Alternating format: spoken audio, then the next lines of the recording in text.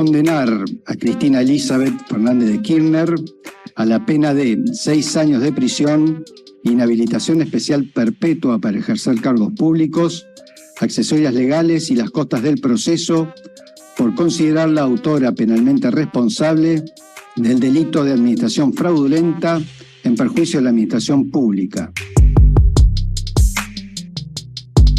A condenação da vice-presidente da Argentina, Cristina Kirchner, a 6 anos de prisão por fraude contra o Estado, antecipou o calendário eleitoral do país, que tem eleições no ano que vem.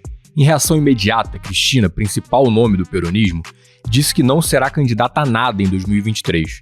Uma garantia que, vale ressaltar, aliados e adversários ainda veem com cautela. No voy a ser candidata a nada, ni a presidenta, ni a senador. Mi nombre no va a estar en ninguna boleta. Termino el 10 de diciembre y me vuelvo como me volví el 10 de diciembre del 2015 a mi casa. A decisão judicial também a proíbe de ocupar funções públicas, mas nenhuma determinação será cumprida agora, já que ela tem imunidade pelo cargo que ocupa e ainda existem recursos que serão analisados por outras instâncias da justiça. Num país tão marcado pela polarização, o impacto da notícia gerou reações com sinais trocados. Enquanto a oposição se apressou em tentar ampliar o desgaste do governo, apoiadores de Cristina Kirchner foram às ruas em sua defesa. A decisão da justiça gerou reação dos militantes kirchneristas que protestaram na porta dos tribunais. Outros 7 ex-integrantes do governo também foram condenados. Para explicar os impactos da condenação nesse xadrez político, o episódio de hoje do Ao Ponto traz entrevistas com 2 especialistas em Argentina. A repórter especial do Globo, Janaína Figueiredo, baseada atualmente em Buenos Aires, e o historiador Rafael Pinheiro de Araújo, professor da UERJ. Eu sou o Marco Grilo e estarei aqui com vocês até a próxima segunda-feira. Fique com a gente.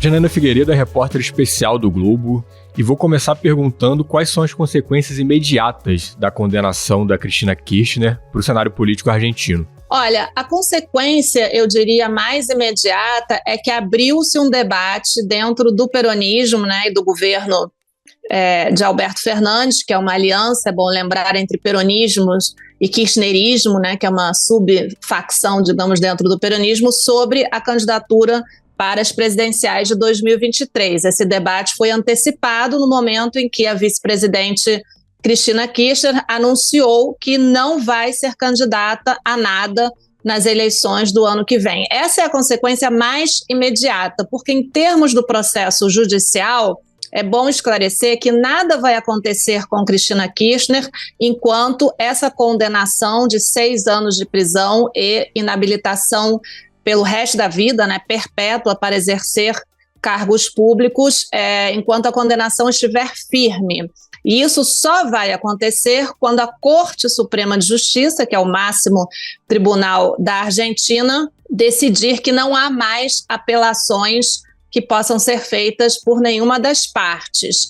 Obviamente, os advogados de Cristina Kirchner vão apelar dessa sentença, isso já está confirmado, e o Ministério Público também vai apelar da sentença, porque é bom lembrar que o Ministério Público pediu 12 anos de prisão e acusou Cristina não somente de fraude contra o Estado, né, que é um delito que acho que podemos chamar de corrupção, mas também de ter chefiado uma associação ilícita formada, segundo o Ministério Público, também por ex-funcionários de seu governo e pelo famoso empresário Lázaro Báez, que foi condenado também a 6 anos de prisão para, favorecer Báez, que tinha uma grande empresa de construção, em licitações de obras públicas nos governos de Néstor e Cristina Kirchner, nos 3 governos kirchneristas. Cristina comparou o julgamento a um pelotão de fuzilamento. Como ela tem foro privilegiado, ela agora só corre o risco de ir mesmo para a cadeia se deixar o cargo de vice-presidente ou então se sofrer um processo de impeachment. A expectativa é de que os advogados recorram da decisão e levem o caso até a Suprema Corte da Argentina. o tribunal que julgou Cristina considerou que não eram suficientes as provas para condená-la por associação ilícita. E o Ministério Público insiste em que as provas são contundentes e são suficientes para que ela seja condenada também pelo delito de associação ilícita, que, de acordo com o Código Penal argentino, prevê 12 anos ou até 12 anos de prisão. Então, a gente vai ter uma apelação dos advogados de Cristina contra essa sentença de 6 anos e do Ministério Público, que também vai apelar para que seja revisada a questão da denúncia por parte do Ministério Público de que Cristina teria chefiado essa associação ilícita. Mas vai ser um processo longo que, pelos precedentes que temos na Argentina, pode durar anos. Isso aconteceu, por exemplo, com o ex-presidente Carlos Menem, que foi condenado também, mas faleceu sem nenhuma condenação firme. Ele foi alvo de vários processos. Então, realmente, abriu-se aqui uma nova fase dessa disputa judicial de Cristina com os tribunais, que pode durar muito tempo. A condenação não está firme e, se ela quisesse, ela continua, obviamente, sendo vice-presidente, presidente do Senado, nada mudou em relação aos cargos que ela exerce, e se ela quisesse, ela poderia ser candidata em 2023, mas a decisão que ela anunciou após o anúncio dos tribunais é de que ela não será. Agora, veremos, né, Marco? Pois é, até que ponto a gente pode considerar essa decisão taxativa ou pode ser parte de uma estratégia também? Agora eu digo que não sou candidata, mas lá na frente eu apareço como uma possível solução? Eu acho que essa é uma das perguntas que não quer calar nesse momento na Argentina, né? Na noite dessa terça-feira, depois de ter falado durante mais de 1 hora através de suas redes sociais, e isso obviamente foi transmitido por todos os canais de televisão e virou uma cadeia nacional praticamente, Cristina se reuniu, foi a um churrasco com lideranças kirchneristas na província de Buenos Aires, e pelo que sabemos desse churrasco, o recado dela para a tropa kirchnerista foi: olha, vamos, muito lindas as mensagens, tudo muito bonitinho, tudo muito bom, mas vamos trabalhar, quero vocês trabalhando, quero vocês em campo, quero a militância mais ativa do que nunca. Isso mostra uma preocupação pelo impacto eleitoral de ter uma líder condenada por corrupção nas próximas eleições. Então, existe também a sensação entre alguns peronistas e kirchneristas que, existindo uma pressão, uma demanda, o que alguns estão chamando de Operação Clamor, né, Cristina possa rever essa decisão, supostamente, que ela já teria tomado e que seria irreversível, de não concorrer nas eleições do ano que vem. Eu não descarto que ela possa rever essa posição e mudar de decisão, mas eu acho que, se isso acontecer, vai ser nos 45 do segundo tempo, antes da eleição do ano que vem, porque Cristina gosta de fazer esse mistério, é parte da tática dela, sempre foi assim.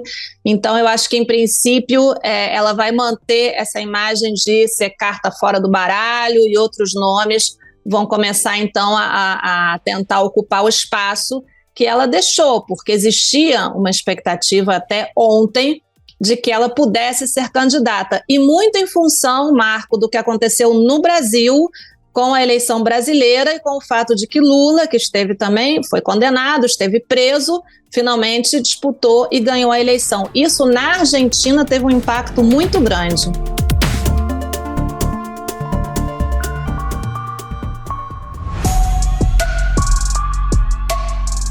Agora, trabalhando com essas duas coisas que estão colocadas então, essa declaração dela de que não vai concorrer, enfim, ainda que possa ser revertida, e a popularidade em baixa do Alberto Fernandes, que poderia ser um candidato desse grupo político também.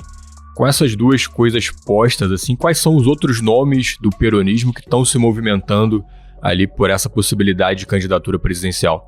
Olha, Marco, hoje o nome mais forte, sem dúvida alguma, é o do super-ministro da Economia, Sérgio Massa, que foi uma das figuras importantes da eleição de 2019, porque Massa tem uma base importante, ele contribuiu com enfim, um número grande de votos para a eleição de Alberto Fernandes. É claro que Cristina, como todos dizem na Argentina, é a acionista majoritária dessa aliança, dessa coalizão de governo. Primeiro foi uma coalizão eleitoral e depois se tornou uma coalizão de governo.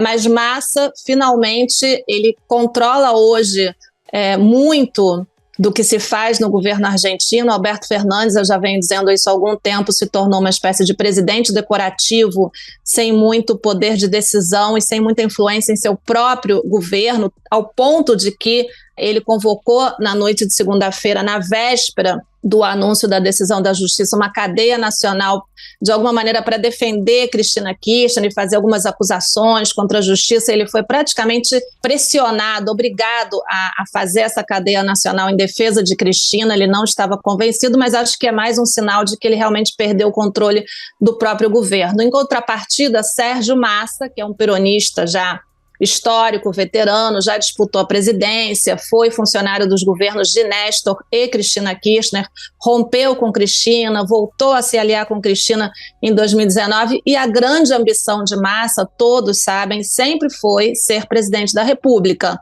Esse é seu grande projeto político. Sérgio Massa não é economista, mas é um advogado hábil e um líder político designado para ser um piloto de tempestades e evitar que o país sucumba em meio a uma difícil situação cambial e inflacionária. Então hoje ele é o nome mais forte, sem dúvida nenhuma, para a eleição do ano que vem, porque pensar numa reeleição de Fernandes é realmente uma utopia, dado que o governo dele é um dos piores desde a volta da democracia, isso mostrado por todas as pesquisas. Fernandes tem menos de 20% de apoio, a administração dele é muito ruim, o trabalho que ele fez durante a pandemia, enfim, poderia dar 1000 exemplos, a economia é um desastre, inflação descontrolada, e por aí vai.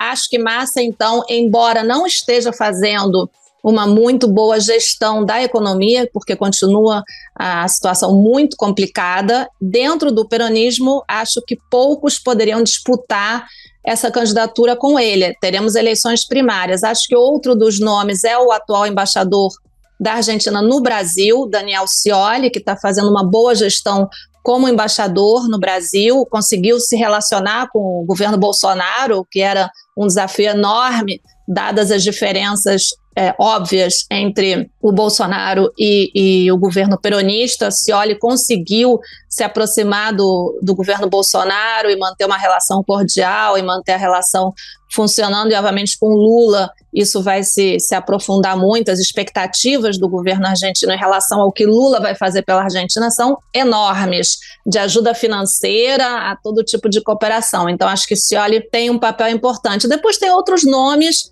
que eu acho, enfim, que podem ser mencionados, mas que não têm grandes chances, principalmente do movimento mais jovem do kirchnerismo, chamado La Câmpora, e entre eles o próprio filho de Cristina, o deputado Máximo Kirchner, que muitas vezes foi cotado, mas eu acho que ele ainda tem uma trajetória aí pela frente até ser candidato à presidência.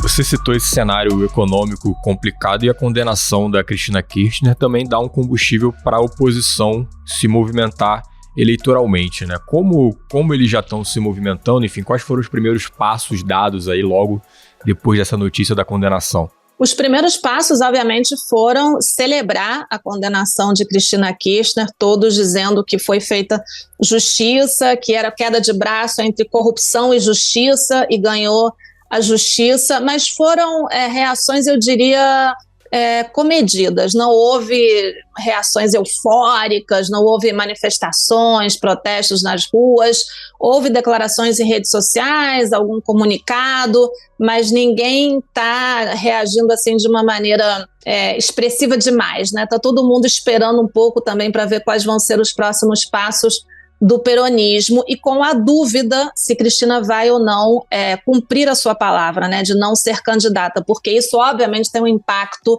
na oposição. Muitos pensavam que no ano que vem poderíamos ter uma disputa entre Maurício Macri, o ex-presidente, e Cristina Kirchner, um pouco repetindo o cenário brasileiro, né, Bolsonaro, Lula. Será que na Argentina também teremos dois pesos pesados? Bom, se Cristina não está, fica em dúvida se Macri será o candidato da oposição. E aí tem outros nomes que estão surgindo e que têm, obviamente, a ambição de serem os candidatos. Um deles é o prefeito de Buenos Aires, o Larreta. Outra é uma ex-ministra do Macri, que é a Patrícia Bullrich, que é uma conservadora realmente combativa, muito ativa nas redes sociais e que eu acho que vai crescer nos próximos meses e seria talvez a única mulher candidata nas eleições presidenciais. Janaína, queria te agradecer pela conversa e pela atenção e volte sempre aqui ao Ponto. Eu que agradeço. Um abraço.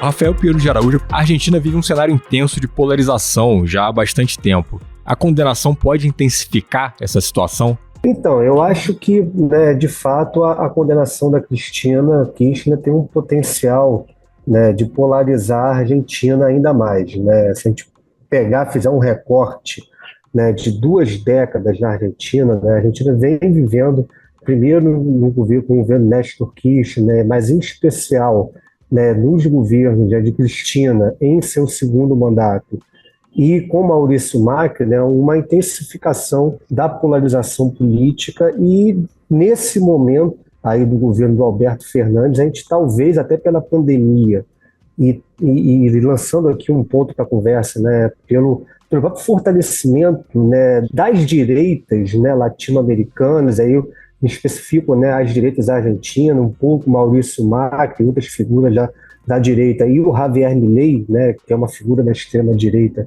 né, argentina, talvez a polarização política tenha chegado em seu momento, eu não vou dizer de auge, né, mas talvez muito próximo, né, o que a gente pode imaginar enquanto um auge, né, um pico da polarização. O atentado recente que ela sofreu no mês de setembro. Cristina havia acabado de chegar em casa na Recoleta, que é um bairro de classe alta de Buenos Aires. Ela conversava com apoiadores quando um homem apontou uma pistola a poucos centímetros do rosto da vice-presidente, apertou o gatilho, mas a arma não disparou. O atirador foi preso em flagrante. Eu acho que o atentado é um símbolo, né, da polarização, né, já que as divergências não são mais dirimidas, né, na cena política, mas pelo uso da força e pela violência, né, no caso ali, quase que Cristina, né, perde a sua vida, né, por um atentado que a gente ainda não tem muita clareza, né, dos fundamentos, né, e das motivações, está tudo ainda um pouco, né, nebuloso. Ali já é um pico da polarização e agora, né, a condenação dela é mais um ingrediente, né, nesse momento de polarização que a Argentina vem vivendo. Agora, dentro do peronismo, tem outros atores também que se mostram interessados, né, na eleição presidencial do ano que vem.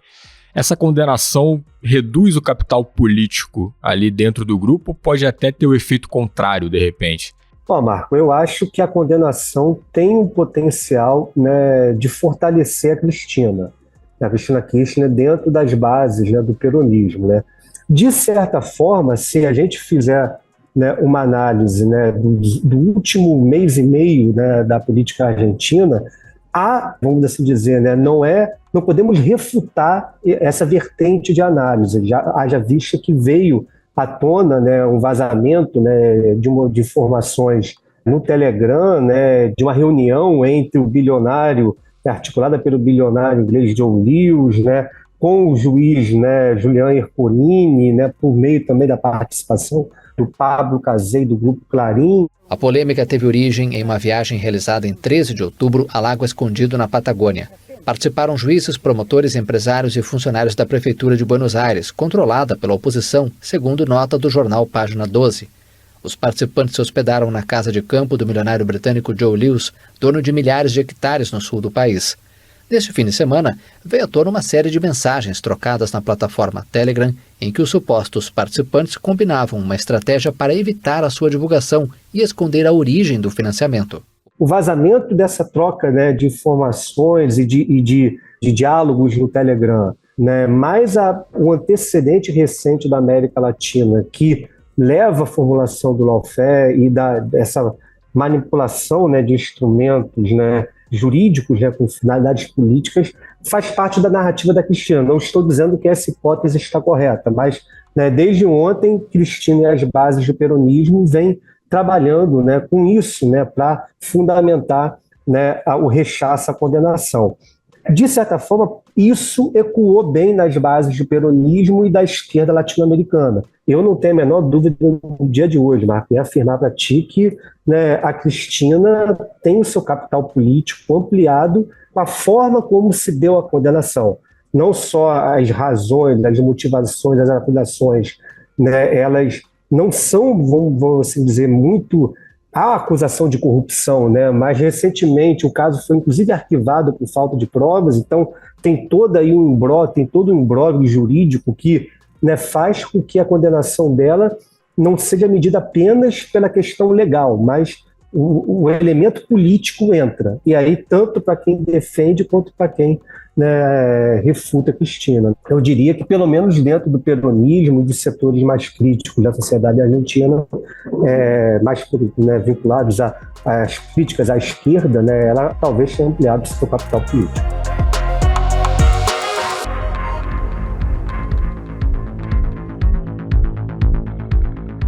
Agora, em 2019, o peronismo venceu a eleição por uma margem apertada e foi necessária a formação de uma frente ampla ali que virou uma coalizão de governo.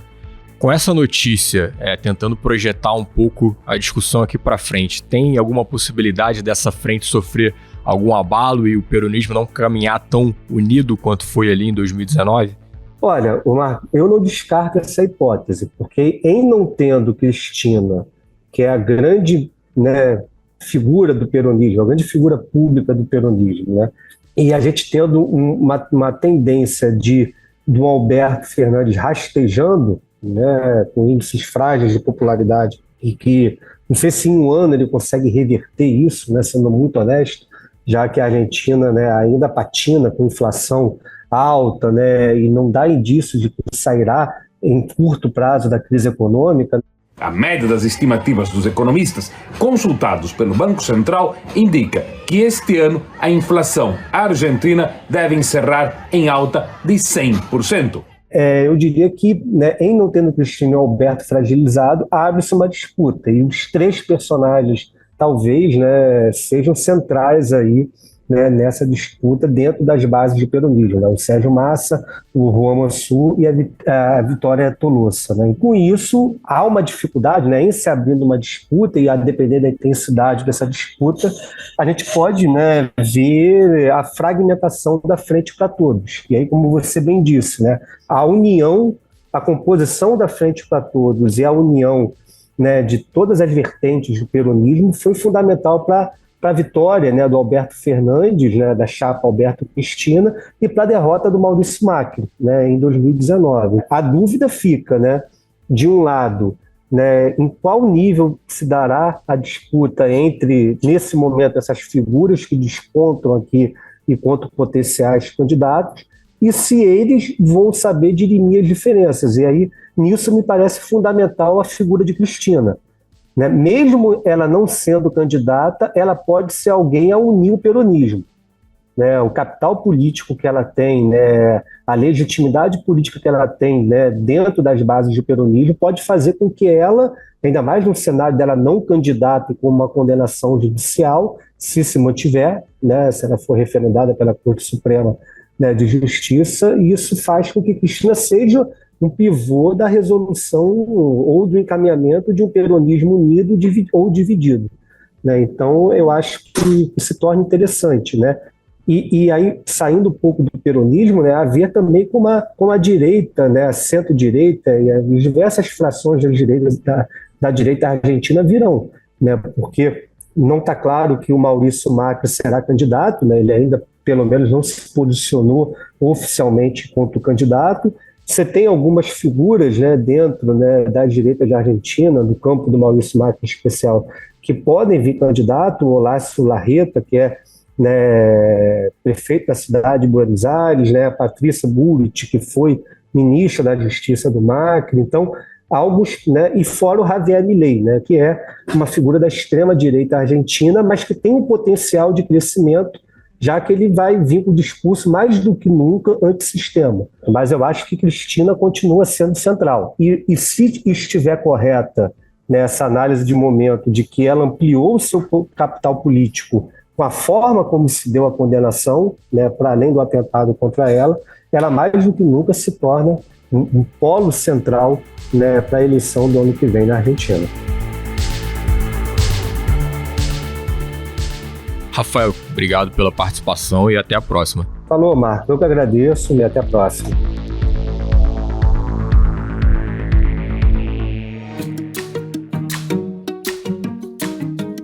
Este foi o Ao Ponto de hoje, o podcast diário da redação do Globo. Nesta conversa, a gente conta com a participação de toda a equipe do jornal, as mesmas pessoas que trazem informação e análise de qualidade todos os dias. Quer saber mais? Assine o Globo. Acesse assineoglobo.com.br e confira todas as notícias e reportagens especiais.